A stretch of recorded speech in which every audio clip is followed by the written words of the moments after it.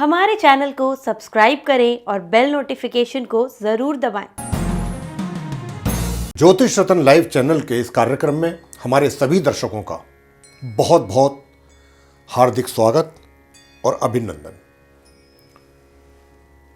साथियों, जैसा कि हमने बहुत पहले, काफ़ी पहले आप लोगों से कहा था कि हम जो 12 राशियां होती हैं मेष से लेकर मीन तक, उन राशियों पर आधारित जो लगन कुंडली होती है, यानी 12 लगन हो गए, 12 राशियों पर आधारित उन सभी लगन की जो कुंडलियां हैं, उनमें जो बनने वाले राजयोग हैं, प्रमुख तौर पर, कुछ मुख्य तौर पर बनने वाले राजयोग, तो यूँ तो बहुत हैं हमारे ज्योतिष शास्त्र में, बहुत सारे राजयोग हैं, कमी नहीं है। लेकिन जिन राजयोगों के विषय में हम चर्चा कर रहे हैं आपसे, वो कुछ प्रमुख राजयोग हमने लिए हैं, उनकी चर्चा कर रहे हैं। और आज का जो ये विषय है, वृश्चिक राशि यानी कि वृश्चिक लगन, वृश्चिक राशि बेस्ड वृश्चिक लगन जो है, उसके ऊपर चर्चा होगी कि वृश्चिक लगन में कौन कौन से ऐसे ग्रह हैं कि जिनके कारण यहाँ बनने वाले राजयोग बनाते हैं, अगर उनकी स्थिति कहाँ किस प्रकार हो तब राजयोग का निर्माण होता है, इसके विषय में चर्चा होगी आपके साथ। लेकिन इससे पहले हम आज आपसे यह भी कहना चाहते हैं कि जो भी हमारे दर्शक हमारे इस प्रोग्राम को देख रहे हैं, उनसे हमारा ये अनुरोध है कि वो भी अपनी जो जन्म पत्रिका है, अगर उनके पास है तो वो उसको खोल लें। उससे क्या होगा? उससे ये होगा कि जो हम अभी बताने समझाने जा रहे हैं वृश्चिक लगन के बारे में, तो अगर वैसी स्थिति आपकी भी उस कुंडली में है तो समझिए कि आपका भी समय बहुत, या जीवन बहुत शुभ होगा, बहुत अत्यंत सुखी रहने वाला है उन राजयोगों के कारण। तो इसीलिए हमने आपसे अनुरोध किया है कि आप भी अपनी जन्म पत्रिकाएं खोल लीजिए। क्या पता आपकी भी कुंडली वृश्चिक लगन की ही हो, तो इससे आपको पता लग जाएगा, जिस प्रकार अभी हम बताने समझाने जा रहे हैं वृश्चिक लगन के विषय में। तो लेकिन दर्शकों, इससे पहले कि हम आपको आज वृश्चिक लगन के बनने वाले जो कुंडली में राजयोग होते हैं उनके विषय में विस्तार से चर्चा करें, साथ में आपको ये जो वृश्चिक लगन के जो जातक होते हैं, इनके व्यक्तित्व के विषय में भी एक छोटी सी चर्चा आपसे करना चाहते हैं कि इनका क्या स्वभाव होता है, इनका किस प्रकार का व्यक्तित्व होता है, यह भी जानना थोड़ा सा यहाँ पर आवश्यक हो जाता है। तो आइए वृश्चिक लगन के विषय में चर्चा करते हैं। देखिए, वृश्चिक राशि और वृश्चिक लगन, तो वृश्चिक राशि से वृश्चिक लगन, और वृश्चिक राशि का जो चिन्ह है, आप जब भी कभी राशिफल देखते हैं तो उनमें जितनी भी राशियां हैं उसमें सभी राशियों के आगे उनका चिन्ह लिखा होता है। तो ये वृश्चिक जो राशि है, इसका जो चिन्ह है वो बिच्छू है। आपने देखा होगा वृश्चिक के आगे एक बिच्छू बना होता है, तो इसका चिन्ह बिच्छू है। अब इनका व्यक्तित्व किस प्रकार का होता है, तो देखिए, वृश्चिक राशि के जो जातक हैं, इनका शरीर कुछ गठीला और संतुलित होता है मंगल के कारण, क्योंकि वृश्चिक राशि के जो स्वामी हैं वो मंगल हैं, और मंगल के कारण इनके मुख पर काफ़ी तेज होता है। ये लोग दृढ़ इच्छा शक्ति वाले और दृढ़ संकल्प वाले होते हैं। जो सोच लिया उसमें कुछ इधर उधर नहीं, और जो एक बार बहुत डिटरमिन्ड होते हैं, ये जिस कार्य को करने की ठान लेते हैं ना, उसे ये पूरा करके ही पीछे हटते हैं, दम लेते हैं, बीच में नहीं छोड़ते उस कार्य को।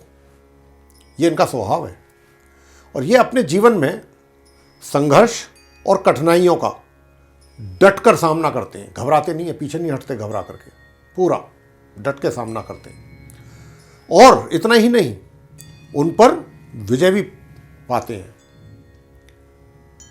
ये लोग बड़े बुद्धिमान होते हैं, बहुत समझदार होते हैं, सेंसिबल होते हैं, और इनका स्वभाव थोड़ा उत्तेजनात्मक या उग्र कह सकते हैं, थोड़ा जल्दी जल्दी गुस्सा आ जाना, ऐसा होता है।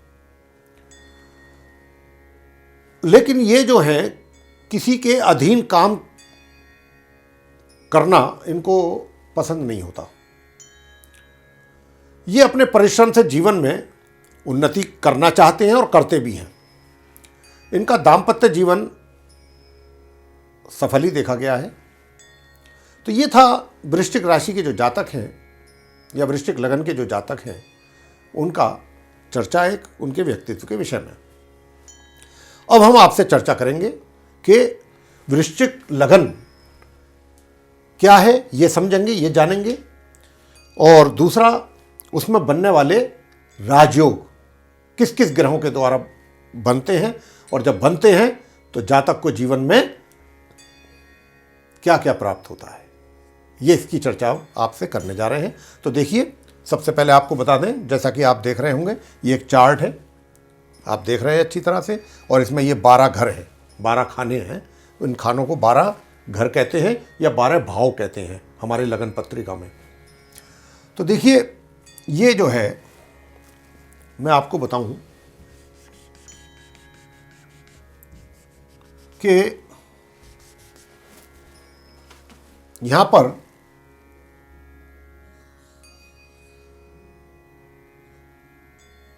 ये 8 लिखा हुआ है, ठीक है। अब ये जो 8 लिखा हुआ है, अब जैसा कि मैंने कहा कि 12 घर हैं, 12 भाव हैं, और 12 भाव में ये कुंडली का प्रथम भाव है। इसको हम लगन भाव भी कहते हैं। ये कुंडली का लगन भाव भी कहलाता है, प्रथम भाव, और ये प्रथम भाव हुआ। ये हुआ द्वितीय भाव, सेकंड हाउस, ये तृतीय भाव, थर्ड हाउस, ये फोर्थ हाउस, चतुर्थ भाव, और ये पंचम भाव यानी कि फिफ्थ हाउस, और ये छठा भाव यानी कि षष्ठ भाव, सिक्स्थ हाउस, और ये हो गया आपके सेवेंथ हाउस, जिसको हम सप्तम भाव भी कहते हैं। और ये मित्रों, ये हो गया अष्टम भाव, एट्थ हाउस,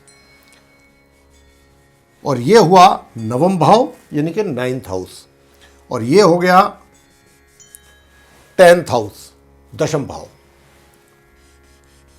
और ये 11th हाउस यानी कि एकादश भाव, और ये हो गया आपका अंत में द्वादश भाव यानी कि 12th हाउस। अब क्योंकि यहां पर 8 लिखा हुआ है, हमने 8 लिखा है ना, तो 8 लिखने का मतलब यह हुआ कि यहां पर वृश्चिक राशि हो गई, 8 नंबर पर वृश्चिक राशि आती है, और वो भी प्रथम भाव में लिखी गई। कुंडली के 12 भावों में से यहां पर लिखा हुआ देख रहे हैं आप। और जैसा मैंने अभी आपको कहा भी कि ये कुंडली का प्रथम भाव कहलाता है, यानी कि इसको लगन भाव भी कहते हैं। अब लगन भाव में जो भी नंबर लिखा हुआ होगा, 1 से लेकर के 12 के बीच में, 12 तक कोई भी एक नंबर, तो जो भी नंबर यहां लिखा हुआ होगा, अब जैसे कि यहां पर 8 लिखा है, तो ये कुंडली पूरी वृश्चिक लगन की कुंडली कहलाएगी। जो भी राशि यहां पर लिखी हुई होगी, 1 2 3 4 5 6 7 8 9 10 11 12, इनमें से कोई भी नंबर 1 यहां पर अगर लिखा हुआ होगा, उसी नंबर की, उसी राशि की वो कुंडली कहलाएगी, उसी लगन की, क्योंकि ये लगन भाव है। और यहां पर राशि हो गई वृश्चिक, तो ये वृश्चिक लगन की कुंडली तैयार होगी। तो अगर आपके कुंडली में भी, इसीलिए हमने कहा था दर्शकों को कि अपनी जन्म पत्रिका खोल करके रखें, तो अगर आपकी कुंडली में भी यहाँ प्रथम भाव में, लगन भाव में वृश्चिक मतलब राशि है, 8 लिखा हुआ है, तो आपकी कुंडली वृश्चिक लगन की कुंडली है। यहाँ पर 9 आ गया, क्योंकि 8 यहाँ पर है, तो क्रमानुसार आगे तक 12 भाव तक उसी हिसाब से सीक्वेंस वाइज नंबर आएंगे, यानी राशियाँ। ये आ गया धनु राशि 9 नंबर, ये मकर राशि, ये कुंभ, और ये मीन राशि। यहाँ पर मेष हो गई, यहाँ पर वृष हो गई, यहाँ पर हो गई मिथुन, और ये हो गई कर्क, ये हो गई सिंह राशि, ये कन्या, और ये तुला। ये इस प्रकार से राशियां सेट हो गई 12 घरों में। अब यहाँ पर क्योंकि वृश्चिक राशि है, तो वृश्चिक लगन की ये कुंडली बन गई। और वृश्चिक लगन के जो स्वामी होते हैं, जैसा कि मैंने कहा मंगल होते हैं, उसके स्वामी मंगल होते हैं। अब क्योंकि वृश्चिक राशि के स्वामी मंगल हैं, तो ये कुंडली पूरी जो है उसके स्वामी भी मंगल ही कहलाएंगे। क्यों? और मंगल जो है वो, क्योंकि प्रथम भाव में उनकी राशि पड़ी हुई है वृश्चिक राशि, और लगन भाव है, तो लग्नेश हो गए मंगल। लग्नेश कहलाएंगे मंगल, और मंगल जो है इस कुंडली के पूरे तरीके से एक तरीके से लॉर्ड हो गए, जो इसको गवर्न करते हैं, करेंगे। तो वृश्चिक राशि यानी कि वृश्चिक लगन के स्वामी मंगल, और मंगल इस पूरी कुंडली के लॉर्ड। तो आपकी कुंडली को पूरा जो गवर्न करते हैं वृश्चिक राशि, वृश्चिक लगन के कुंडली को, वो मंगल करते हैं। अब शुभ ग्रह कौन सा होता है इस वृश्चिक लगन की कुंडली के लिए? तो इसके लिए शुभ ग्रह जो होते हैं वो चंद्रमा होते हैं। चंद्रमा इसके लिए शुभ होते हैं। और ये जो वृश्चिक राशि है इसकी दिशा कौन सी होती है? उत्तर। वृश्चिक राशि की दिशा उत्तर है। इस राशि के जो वृश्चिक लगन है, वृश्चिक लगन में बुध जो है वो अकारक होते हैं इसके लिए। बुध जो है वो अकारक माने जाते हैं वृश्चिक लगन की कुंडली के लिए। तो ये तो स्थिति आप समझ गए कि लगन किस हिसाब से देखा जाता है, कौन सी राशि है यहाँ पर वृश्चिक है तो ये वृश्चिक लगन की कुंडली। अगर यहाँ पर वृश्चिक की जगह 9 लिखा होता तो ये धनु लगन की कुंडली हो जाती, क्योंकि ये लगन भाव है और लगन भाव की चर्चा हम कर रहे हैं इस समय। अब जो बाकी के घर हैं 11 और घर, उनके विषय में भी हमने आपको बता दिया कौन कौन सा घर कहलाता है, और जितनी ये राशियां लिखी हुई हैं सीक्वेंस वाइज ऐसे ही चलेंगी आगे तक। अब चर्चा होगी आपके साथ राजयोगों के विषय में। तो देखिए, राजयोग की अगर हम बात करते हैं तो मंगल की, जैसा मैंने आपसे अभी कहा कि मंगल इस पूरी कुंडली के लॉर्ड होते हैं वृश्चिक लगन की कुंडली में। और मंगल स्वयं अगर इसी भाव में, इसी घर में बैठ जाएं, अगर मंगल अपने ही राशि वृश्चिक में पहले भाव में इस कुंडली में बैठ जाएं वृश्चिक लगन की, तो इन्होंने समझ लीजिएगा कि बहुत बड़ा राजयोग बना दिया, बहुत सुंदर राजयोग। और जब यह राजयोग बन गया तो ऐसा व्यक्ति जीवन में बहुत, उसके चेहरे पर तेज होता है, बहुत प्रभावशाली उसका व्यक्तित्व होता है, उसके बोलने में ही बहुत बड़ा लोगों पर प्रभाव पड़ता है जो भी वो बोलता है अपने मुख से। लेकिन थोड़ा सा, जैसा मैंने कहा, वो तो स्वभाव है वृश्चिक राशि का कि थोड़ा सा क्रोध भी जल्दी आता है, और बड़े बुद्धिमान लोग हो जाते हैं ये जब, अगर मंगल यहाँ आ जाए। वैसे तो होते ही हैं वृश्चिक लगन के लोग बुद्धिमान, और जब मंगल स्वयं यहाँ बैठ जाए तो बहुत ज़्यादा बुद्धिमान व्यक्ति होता है। और जब भी उस व्यक्ति के जीवन में मंगल की दशा आएगी, जिसकी कुंडली में मंगल यहाँ बैठे हुए हैं अपनी वृश्चिक राशि में, मंगल उसको बहुत उन्नति कराएंगे। उनकी दशा में व्यक्ति पीछे मुड़ के नहीं देखेगा, उसको तरक्कियां भी प्राप्त होंगी, उन्नति भी उसकी होगी, सफलता प्राप्त करेगा वो अपने जीवन में। जिस विभाग में भी वो है वहीं पर उसके नाम का डंका बजेगा, लोग उसको जानेंगे, उसके काम के वजह से पहचानेंगे, उसका मान सम्मान सब कुछ उसे मिलेगा। और मित्रों, अगर अब दूसरी स्थिति पे आते हैं, ये तो पहला राजयोग हो गया। अगर मान लीजिए चंद्रमा यहां बैठे हैं, तो चंद्रमा यहां बैठ करके उच्च के हो गए, चंद्रमा की स्थिति यहां उच्च की हो गई। तो अब क्या हुआ, यहां पर बैठने से चंद्रमा के ये एक दूसरा राजयोग बन गया। मंगल यहां पर हैं, चंद्रमा यहां पर हैं, ये बड़ा सुंदर राजयोग बना। जब ऐसा ये सुंदर राजयोग बनेगा तो ऐसे व्यक्ति के जीवन में उसकी पति, या जो अगर वो मेल है तो उसके लिए पत्नी, और फीमेल है तो उसके लिए पति, बहुत सुंदर मिलता है। और दूसरा, ये जब राजयोग, ये जो ग्रहों की स्थिति जब बनती है, जो दूसरी स्थिति हम बता रहे हैं आपको मंगल और चंद्रमा की, इससे व्यक्ति को जीवन में, इनमें से जब किसी की भी एक की दशा आएगी उसके जीवन में, तो उसके पास धन की कमी नहीं होगी, धन का आगमन पूर्ण रूप से रहेगा। और जब धन का आगमन होगा तो फिर तो सारी चीज़ें बहुत, मतलब बंदा जो है बहुत ही, जिसकी कुंडली में ये योग बन गया, समझ लीजिए बहुत सौभाग्यशाली व्यक्ति है, बहुत भाग्यशाली व्यक्ति है वो। तो ये चीज दूसरी स्थिति हुई वृश्चिक लगन की कुंडली में। दूसरा राजयोग इस प्रकार का है। और अगर मान लीजिए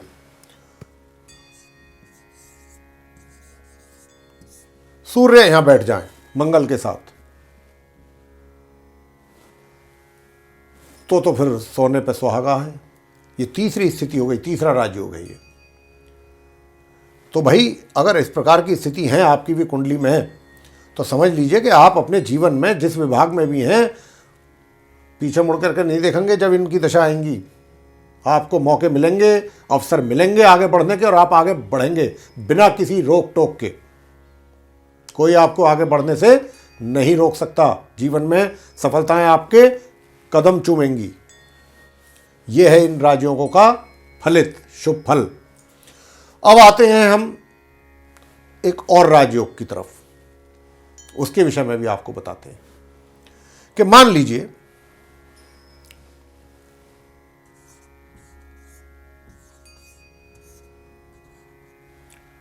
गुरु बृहस्पति यहां बैठ जाएं नवम भाव में, और